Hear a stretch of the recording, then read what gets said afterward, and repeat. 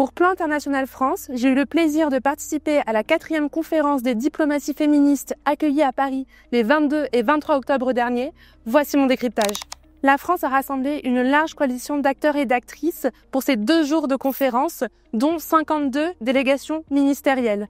L'aboutissement de ce sommet, ça a été une déclaration politique, donc une vision commune que partagent les États qui l'ont endossée, soit 31 États.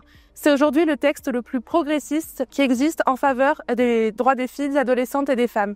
Le revers de la médaille, c'est que seuls 31 États l'ont endossé. Ça signifie qu'aujourd'hui, il y a toujours 162 États qui n'ont pas cette vision partagée pour la promotion des droits des filles, adolescentes et des femmes. Et cela nous préoccupe dans un contexte de montée des mouvements anti-droit et anti-choix partout dans le monde.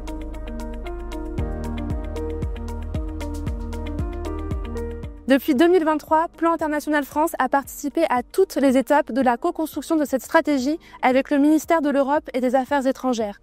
Pour la première fois, la France définit sa stratégie diplomatie féministe, fixe aussi les priorités de son action, et ce pour les années 2025 à 2030.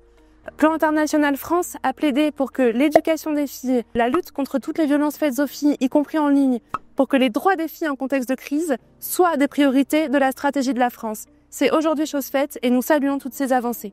La limite principale aujourd'hui, c'est le manque de ressources financières. En 2025, l'aide publique au développement a déjà été coupée de 2,3 milliards d'euros.